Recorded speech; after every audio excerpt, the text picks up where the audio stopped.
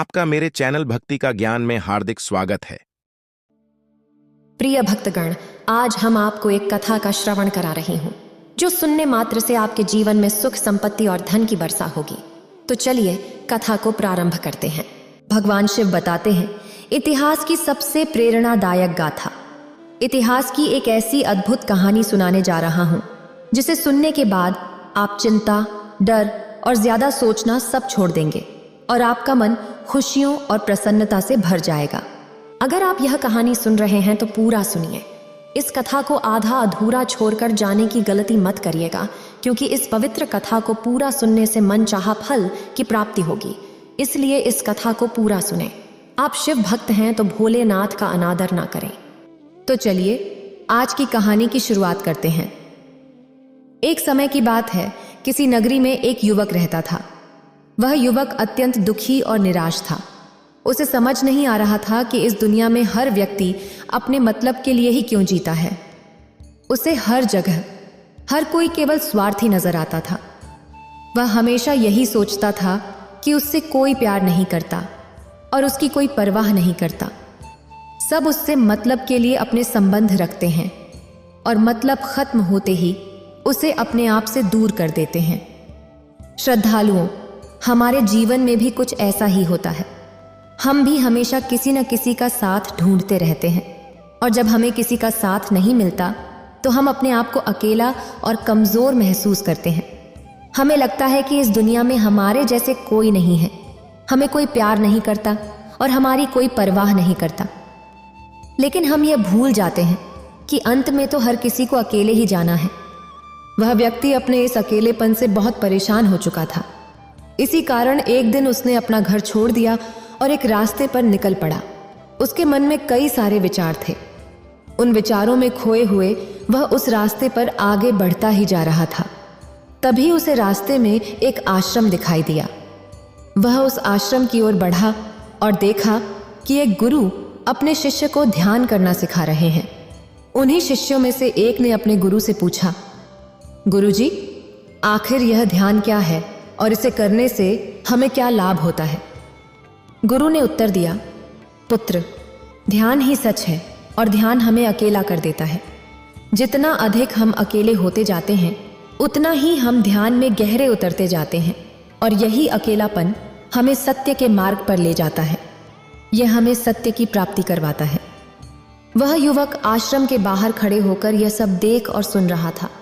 जैसे ही उसने गुरुजी के मुख से ये बातें सुनी, वह दौड़ता हुआ गुरुजी के पास आया और कहने लगा, गुरुजी, यदि ध्यान हमें अकेला कर देता है तो इसका मतलब ये हुआ कि मैं इन सब चीज़ों में श्रेष्ठ हूँ। आप तो ध्यान का सहारा लेकर अकेले होते हैं, लेकिन मैं तो ऐसे ही अकेला हूँ। मेरा ऐसा कोई नहीं है जिसे मैं अपना कह सकूँ, जो मेरी परवाह करता हो, जो मेरा ख्याल रखता हो, और मैं अपनी राह पर अकेला ही चलता चला जा रहा हूँ। उस व्यक्ति की ये सारी बातें सुनकर उन गुरुवर ने उस व्यक्ति को ध्यानपूर्वक देखा और उसके बाद उसे कहते हैं, बंदे, अगर तुम अकेले हो तो तुम्हारे पीछे तुम्हारा पूरा परिवार, तुम्हारे मित्र, तुम्हारे शत्रु, तुम्हारे सगे संबंधी, इन सब को लेकर तुम कहाँ जा रहे हो?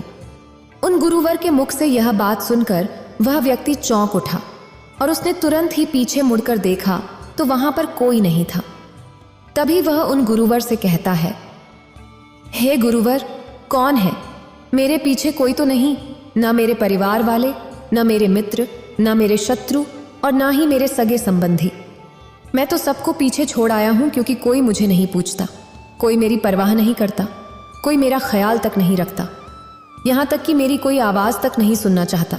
लेकिन जब किसी के ऊपर कोई समस्या आती है तो वह मुझे अवश्य याद करता है, पर बाकी समय पर वह मुझे पूछते तक नहीं। उन्हें ये तक खबर नहीं होती कि मैं किस हाल में हूँ, मैं जिंदा भी हूँ या नहीं। उन सबको इन सब चीज़ों से कोई फर्क नहीं पड़ता। उन गुरुवर ने उस व्यक्ति की यह सारी बातें ध्यानपूर्वक सुनी और उसके बाद उस युवक से कहते हैं, बंदे, तुम सही कह रहे हो, लेकिन जब तक तुम इन सभी को छोड़कर नहीं आते तब तक तुम भला अकेले कैसे हो सकते हो? वह व्यक्ति एक बार फिर से आश्चर्यचकित होकर पीछे मुड़कर देखता है और फिर उन गुरुवर से कहता है, हे गुरुवर, यहाँ पर तो कोई नहीं है, मैं अकेला ही यहाँ पर आया हूँ। लग रहा है कि आप मेरा मजाक उड़ा रहे हैं। मेरे पीछे कोई नहीं है। आप खुद देख सकते हैं, तो फिर ऐसा क्यों कह रहे हैं कि जाओ और इन्हें छोड़कर आओ? जब मेरे साथ कोई है ही नहीं तो मैं भला उन्हें कहां छोड़ूं और कैसे छोड़ूं? युवक की ये सारी बातें सुनकर गुरुवर मुस्कुराने लगे और बोले, आखिर तुम मुझसे क्या चाहते हो? इस पर युवक ने कहा, गुरुवर, मैं आपका शिष्य बनना चाहता हूं। मुझे कोई साथी चाहिए। कृपया मुझे अपना शिष्य बना लीजिए। मैं जीवन भर आपका आभारी रहूंगा। युवक की बातें सुनकर गुरुवर ने कहा, तुम यहां 1 महीने रह सकते हो। उसके बाद ही मैं निर्णय कर पाऊंगा कि तुम्हें अपना शिष्य बनाना चाहिए या नहीं। लेकिन तुम्हें मेरी एक बात माननी होगी। इन 30 दिनों के अंदर ध्यान का अभ्यास करना होगा। अगर तुम ये कर सकते हो तो तुम यहां रुक सकते हो, अन्यथा तुम्हारे लिए यहां कोई जगह नहीं। युवक ने काफी सोच विचार कर कहा, गुरुवर, जैसा आप कहेंगे मैं वैसा ही करूंगा। आप चाहते हैं कि मैं इन 30 दिनों में ध्यान का अभ्यास करूं, तो मैं इसके लिए तैयार हूं। युवक ने गुरुवर की बात मान ली और आश्रम में ही रुक गया। अगले दिन सुबह सुबह गुरुवर उस युवक के पास आए और बोले, बंदे, तुम किससे बात कर रहे हो? तुम्हारा ध्यान कहाँ है? युवक ने जवाब दिया, गुरुवर, मेरे साथ तो कोई नहीं है। मैं भला किससे बात करूंगा? मैं तो अकेला हूं। गुरुवर ने कहा, ठीक है, लेकिन अब ध्यान लगाओ, क्योंकि तुमने मुझे वचन दिया था कि इन 30 दिनों में तुम ध्यान का अभ्यास करोगे। गुरुवर के कहने पर युवक ध्यान करने बैठ गया, लेकिन पहले दिन उसे ध्यान करने में बहुत तकलीफें आईं। बहुत सारी परेशानियों का सामना करना पड़ता है। यहां तक कि वह ठीक से लगातार बैठ भी नहीं पा रहा था। उसके पैर मानो सुन्न हो जाते और काम करना बंद कर देते। ये सारी बातें गुरुवर देख रहे थे। तभी उन्होंने उस व्यक्ति से कहा, तुम जितनी देर चाहो उतनी देर बैठ सकते हो। यह जरूरी नहीं है कि तुम लगातार बैठे रहो। अगर तुम्हें थोड़ी तकलीफ हो रही है तो तुम उठ सकते हो, टहल सकते हो और फिर आकर बैठ सकते हो। इतना कहकर गुरुवर वहां से चले गए। अगले दिन सुबह सुबह फिर वे उस व्यक्ति के पास आए और बोले, बंदे, किससे बातें कर रहे हो? कोई आया है क्या? उस व्यक्ति ने जवाब दिया, गुरुवर, यहां तो कोई नहीं है। आप खुद देख लीजिए, मैं भला किससे बातें करूंगा? तभी गुरुवर ने फिर कहा, चलो ध्यान का अभ्यास करो। उस व्यक्ति ने पूछा, गुरुवर, क्या केवल आंखें बंद करके बैठ जाना ही ध्यान है? अगर ऐसा है तो यह तो बहुत आसान है और कोई भी कर सकता है। गुरुवर ने जवाब दिया, बंदे, केवल आंखें बंद करके बैठ जाना ध्यान नहीं है। ध्यान करने के लिए तुम्हें अपने मन को एकाग्र करना होगा। अपने मन को किसी एक चीज पर लगाना होगा। वह कोई भी चीज हो सकती है। बाहर की कोई आवाज या तुम्हारे भीतर से आने वाली ये सांसें, इन सांसों के अंदर और बाहर होने की आवाज, तुम ऐसी किसी भी चीज पर ध्यान लगा सकते हो जो लगातार वर्तमान समय में घट रही है, ताकि तुम्हारा पूरा ध्यान उस चीज पर एकाग्र हो और तुम्हारा ध्यान कहीं भी भटके नहीं। इस कारण तुम उस पर ध्यान लगा पाओगे। और एक बात और याद रखना, जब तुम उस चीज पर ध्यान लगाओगे तो तुम्हारा ध्यान हटना नहीं चाहिए। इतना कहकर वह गुरुवर वहां से चले गए। अगले दिन जब वह सुबह सुबह एक बार फिर उस व्यक्ति से मिलने आए तो उन्होंने एक बार फिर उस व्यक्ति से कहा, बंदे, आज कौन आया है? किससे बातें कर रहे हो? बड़ी जोर जोर से आवाज आ रही है। तुम यहां पर खुद शांति पाने आए हो या फिर दूसरों को अशांत करने के लिए? वह व्यक्ति उन गुरुवर से कहता है, गुरुवर, यहां पर तो कोई है ही नहीं, तो मैं भला किससे बात करूंगा? यहां तक कि अभी तक मेरे मुख से एक शब्द तक नहीं निकला है, तो फिर आपको जोर जोर की आवाजें कहां से आ रही हैं? और जब मैंने एक शब्द भी नहीं बोला तो मैं दूसरों के लिए अशांति का कारण कैसे बन सकता हूं? तभी गुरुजी उस व्यक्ति से कहते हैं, ठीक है, चलो ध्यान का अभ्यास करते हैं। तभी वह व्यक्ति गुरुजी से कहता है, गुरुजी, मेरा एक प्रश्न है, क्या मैं आपसे पूछ सकता हूं? गुरुजी कहते हैं, पूछो, तुम्हें क्या पूछना है? तब वह व्यक्ति कहता है, गुरुजी, आप कहते हैं कि किसी भी एक चीज पर ध्यान लगाओ, जो वर्तमान समय में घट रही हो उस पर अपना पूरा ध्यान दो। लेकिन जब मैं अपनी सांसों पर या किसी अन्य चीज पर ध्यान लगाने का प्रयास करता हूं तो मेरा ध्यान लगातार नहीं रह पाता। मेरा मन बार बार भटकता है। कभी मुझे कुछ याद आने लगता है तो कभी कुछ और। पुरानी यादें मेरा पीछा नहीं छोड़ती। आपके कल यहाँ से चले जाने के बाद मैंने ध्यान करने के लिए बहुत प्रयास किया, लेकिन पुरानी यादें बार बार मुझे याद आ रही थीं, जिससे मैं एक चीज पर ध्यान नहीं लगा सका। अब मुझे क्या करना चाहिए? यह सब सुनकर गुरुजी मुस्कुराने लगे और वहां से चले गए। गुरुजी के हंसने की वजह उस व्यक्ति को समझ नहीं आई। अगले दिन सुबह सुबह गुरुजी फिर उस व्यक्ति के पास पहुंचे और बोले, बंदे, ये तुम क्या कर रहे हो? इतना आलस, चारों ओर आलस ही आलस फैला हुआ है। अपने आलस को दूर भगाओ, नहीं तो यह तुम पर हावी हो जाएगा और फिर तुम हमेशा इसके अधीन रहोगे। तभी वह व्यक्ति गुरुवर से कहता है, गुरुवर, आप तो रोज एक ही बात कहते हैं कि यहां पर कोई है, लेकिन मुझे तो कोई नजर नहीं आता। आप ही बताइए यहां पर कौन है? गुरुवर कहते हैं, ठीक है, चलो अभ्यास के लिए चलते हैं। तभी वह व्यक्ति गुरुवर से कहता है, गुरुवर, मेरा एक प्रश्न है, आपकी आज्ञा हो तो मैं आपसे पूछना चाहता हूं। गुरुवर कहते हैं, हाँ पूछो, क्या प्रश्न है तुम्हारा? वह व्यक्ति कहता है, गुरुवर, आपकी कृपा से अब मैं पहले से बेहतर तरीके से ध्यान कर पा रहा हूं, लेकिन अभी भी मुझे एक समस्या आ रही है। जब भी मैं अपनी सांसों पर ध्यान देता हूं तो मेरा मन एकाग्र हो जाता है और मैं पहले से ज्यादा अच्छी तरह से ध्यान भी लगा पाता हूं, लेकिन ध्यान करते करते मुझे नींद आने लगती है और मैं सो जाता हूं। फिर उसके बाद मुझसे ध्यान नहीं हो पाता। उसके बाद केवल बस मुझे नींद ही नींद आती रहती है और मैं ध्यान की तरफ फिर अपने आप को मोड़ नहीं पाता। उस व्यक्ति की यह बात सुनकर वह गुरु और उस व्यक्ति से कहते हैं, यह तो अच्छी बात है। इतना कहकर वह वहां से चले जाते हैं। 5वें दिन जब सुबह सुबह वह गुरु उस व्यक्ति के पास पहुंचते हैं तो वे कहते हैं, तुमने इतने लोगों को क्यों बुला रखा है? इतने सारे लोग तुम्हें ध्यान नहीं करने देंगे। इन्हें यहां से जल्दी भेजो, मुझे ये बिल्कुल नहीं पसंद।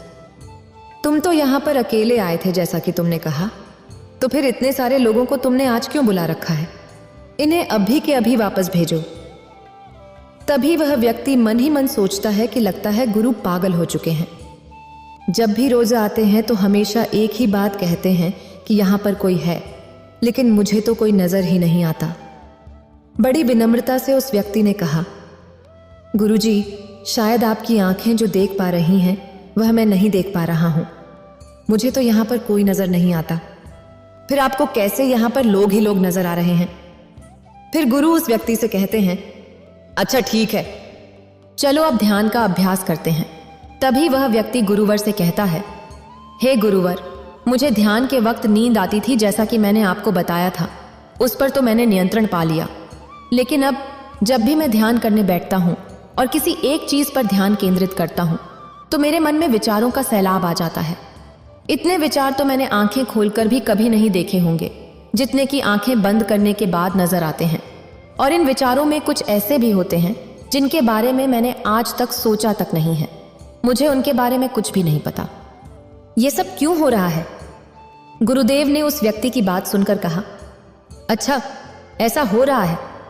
इतना कहकर वे वापस चले गए। अगले दिन सुबह सुबह गुरुवर एक डंडा लेकर उस युवक के पास पहुंचे और एक डंडा जड़ते हुए बोले, मैंने तुम्हें पहले ही कहा है कि मुझे इतने सारे लोग पसंद नहीं। तुम्हें इन्हें छोड़कर आना होगा। आखिर तुम रोज रोज इन्हें क्यों ले आते हो? इतनी भीड़ इकट्ठा करके तुम्हें क्या लाभ? आज के बाद ये यहां पर नहीं आने चाहिए। इस बात का ख्याल रखना। यदि आज के बाद यहां पर कोई भी नजर आया और तुम्हारी बकबक मुझे सुनाई पड़ी तो मैं तुरंत ही तुम्हें इस आश्रम से निकाल दूंगा। तभी वह व्यक्ति बड़ी विनम्रता से गुरुवर से कहता है, हे गुरुवर, मुझे तो यह समझ नहीं आता कि मुझे कोई नजर ही नहीं आता, लेकिन आप रोज एक ही बात कहते हैं कि यहां पर मैंने भीड़ इकट्ठी कर रखी है। जिन लोगों को भी मैंने लाया है उन्हें मुझे छोड़कर आना होगा, लेकिन मैं आपसे हर रोज एक ही बात कहता हूं कि मुझे कोई नहीं नजर आता, ना ही मुझे कोई यहां पर दिखाई पड़ता है और ना ही मैं अपने मुख से एक शब्द भी निकालता हूं, लेकिन फिर भी आप कहते हैं कि आपको लोगों की आवाजें सुनाई पड़ रही हैं। तभी वह गुरुवार है। उस व्यक्ति की इस बात का जवाब देते हुए गुरु कहते हैं, क्या तुम्हारे मित्र, तुम्हारे परिवार वाले, तुम्हारे सगे संबंधी, तुम्हारे शत्रु, तुम्हारी इच्छाएं, तुम्हारी वासनाएं, ये सब क्या तुमसे मिलने नहीं आते? वह व्यक्ति उन गुरुवर से कहता है, नहीं गुरुदेव, मुझसे कोई मिलने नहीं आता। मैं तो यहाँ पर अकेला ही आया था और अभी भी मैं अकेला ही हूँ, मेरा कोई नहीं। तभी वह गुरु क्रोधित होकर उस झंडे से उस व्यक्ति पर एक और प्रहार करते हैं और कहते हैं, अभी बैठो, अभी ध्यान लगाओ, और यदि तुम्हारे ध्यान में कोई भी आता है तो मुझे बताओ। फास्ट की व्यक्ति उन गुरुवर की बात मान लेता है और तुरंत ही ध्यान करने बैठ जाता है। कुछ देर तक तो वह काफी शांत रहता है, लेकिन कुछ देर बाद ही वह उन गुरुवर से कहता है, गुरुदेव, मेरा भाई मुझसे मिलने आया है, साथ में मेरे पिताजी भी हैं। दोनों बहुत दुखी हैं क्योंकि मैं उन्हें छोड़कर यहाँ जो चला आया हूँ। मेरे भाई की तबीयत भी कुछ ठीक नहीं लग रही। वो मुझे बुला रहे हैं। मेरे बड़े भाई की पत्नी अर्थात मेरी भाभी मेरे बड़े भाई के साथ अच्छा व्यवहार नहीं कर रही, और तो और मेरी प्रेमिका भी आई हुई है। वो मुझसे पूछ रही है कि क्या तुम मुझसे शादी करोगे या फिर मैं किसी और से शादी कर लूं। वह भी बहुत दुखी नजर आ रही है, और इतना ही नहीं, मेरे कुछ मित्र भी पीछे खड़े हैं जिनसे मैंने कुछ कर्जे लिए थे। आज वो मुझसे अपना कर्जा मांगने आए हैं। मुझे धोखेबाज कह रहे हैं, मुझे अपशब्द बोल रहे हैं, और वो साथ में मेरे कुछ शत्रुओं को भी लाए हैं। लेकिन मेरे शत्रु मुझे मारना नहीं चाहते। वह तो ये कह रहे हैं कि तू तो पहले से ही मरा हुआ है, और क्या मारना। इतना कहकर वह व्यक्ति कुछ देर के लिए शांत हो गया, लेकिन फिर थोड़ी देर बाद वह गुरुवर से कहने लगा, गुरुवर, अब मेरे पास एक बहुत बड़ा घर है, इसे मैंने खरीद लिया है। मैं, मेरे पिता, मेरी माता, मेरा भाई और मेरी भाभी सभी इसमें बहुत मिलजुल कर रह रहे हैं। हम बहुत खुश हैं। मैं अब अपने मित्रों से बहुत अमीर हूँ। मेरे पास बेशुमार धन दौलत है, और मैंने अपनी प्रेमिका से शादी भी कर ली है और इसका जश्न मना रहे हैं। इतना कहकर वह व्यक्ति फिर से शांत हो गया और थोड़ी देर बाद फिर से गुरुवर से कहने लगा, गुरुवर, मुझे कोई मारने का प्रयास कर रहा है, लगातार मुझ पर प्रहार कर रहा है। मैं उसका चेहरा देखने का प्रयास कर रहा हूँ, लेकिन मुझे उसका चेहरा नजर नहीं आ रहा। इतना कहते कहते वह गुरुवर से कहने लगा, गुरुदेव, ये तो आप हैं जो मुझे मार रहे हैं, और ये भी कह रहे हैं कि इतनी भीड़ को लेकर क्यों आए हो और इन्हें लेकर कहाँ जा रहे हो। मेरे साथ तुम्हें अकेले ही चलना होगा। इतना कहकर वह व्यक्ति ध्यान से उठ गया और गुरुवर के चरणों में गिर पड़ा और उनसे कहने लगा, गुरुदेव, आप सही थे। आप हमेशा कहते थे कि इस भीड़ को लेकर मैं कहाँ जा रहा हूँ। आप हमेशा यही कहते थे कि इन सबको छोड़कर आओ, लेकिन मुझे कोई नजर नहीं आता था। लेकिन आज मैंने उन सबको देख लिया जिन्हें मैं अपने साथ लेकर आया था, जिन्हें मैं अपने साथ लेकर घूम रहा था। हर कोई मेरे साथ ही है, मेरे पास है। लेकिन मैं ये सोच रहा था कि आखिर मैं इतना बेचैन क्यों हूँ और मेरी बेचैनी की वजह क्या है। उस व्यक्ति की ये सारी बातें उन गुरुवर ने ध्यानपूर्वक सुनी और उसके बाद वे वहां से चुपचाप उठकर चले गए। उसके बाद से वे गुरुवर उसके पास कभी नहीं आए। लेकिन वह व्यक्ति हर रोज ध्यान का अभ्यास कर रहा था, और पूरे 1 महीने बाद जब वह उन गुरुवर के पास पहुंचा तो उसने कहा, गुरुवर, जैसा कि आप कहते थे कि मैं हमेशा अपनी भीड़ को अपने साथ लेकर घूमता हूँ, तो आज मैंने उस भीड़ को विदा कर दिया है और अब मैं बिल्कुल अकेला हूँ। मेरे साथ कोई नहीं है, यहाँ तक कि मैं खुद अपने साथ नहीं हूँ। मैं एक परम शांति महसूस कर रहा हूँ। अब मुझे ऐसा प्रतीत होता है कि मेरे जीवन में कोई समस्या नहीं है, कोई समाधान नहीं है। मैं बहुत हल्का महसूस कर रहा हूँ, मैं बहुत अच्छा महसूस कर रहा हूँ, और इस शांति में जो आनंद है उसका क्या कहना। तभी वह गुरुवर उस व्यक्ति से कहते हैं, बंदे, अगर तुम चाहो तो इस अकेलेपन को लेकर तुम अपनी दुनिया में वापस जा सकते हो। तुम उस संसार में वापस भी लौट जाओ, भले ही लोग तुम्हारे आसपास क्यों न हो, भले ही पूरी भीड़ तुम्हारे साथ क्यों न हो, लेकिन फिर भी तुम अकेले ही रहोगे। फिर चाहे वह तुम्हारे रिश्तेदार हों, सगे संबंधी हों, परिवार वाले हों, तुम्हारे मित्र, तुम्हारे शत्रु, तुम्हारी भावनाएं या फिर तुम्हारी प्रेमिका, इन सब के साथ रहकर भी तुम पूर्ण रूप से अकेले ही रहोगे। और इतना ही नहीं, तुम्हारे जीवन में जब भी कोई बुरी परिस्थितियां आएंगी तब भी तुम बिल्कुल अकेले और शांत रहोगे, और तुम हर परिस्थिति का समाधान निकालने में भी अब पूरी तरह सक्षम हो चुके हो। और यदि अब तुम चाहो तो मैं तुम्हें अपना शिष्य बना सकता हूं, क्योंकि हो सकता है तुम्हें ऐसा लग रहा हो कि ये 30 दिन तो पूरे हो चुके हैं, लेकिन ध्यान का मार्ग अब भी शुरू हुआ है। याद रहे कि अभी बहुत कुछ सीखना और जानना है, लेकिन कुछ भी संजोना नहीं है। यह मार्ग अभी शुरू हो रहा है और यह बहुत लंबा है। इस मार्ग की शुरुआत शांति से ही होती है। तभी वह व्यक्ति उन गुरुवर को प्रणाम करता है और कहता है, हे गुरुवर, मैं अपने घर वापस लौटना चाहता हूँ, अपने उस संसार में वापस जाना चाहता हूँ, ताकि मैं अपनी जिम्मेदारियों को निभा सकूं और साथ ही इस मार्ग पर भी आगे बढ़ सकूं। यदि आपकी आज्ञा हो। इतना कहकर वह व्यक्ति शांत हो गया। तभी गुरु मुस्कुराने लगे और बोले, बंदे, मन शांत हो तो सब कुछ संभव है। तुम संसार में रहकर भी अकेले रह सकते हो, लेकिन एक बात याद रखना कि हमें सीखना बहुत कुछ है, जानना बहुत कुछ है, लेकिन संजोना कुछ भी नहीं। अब तुम जा सकते हो, तुम्हारा कल्याण हो। अगर आपको ये वीडियो अच्छी लगी हो तो लाइक करें और शेयर करें और मेरे चैनल भक्ति का ज्ञान को सब्सक्राइब करें। आपका धन्यवाद।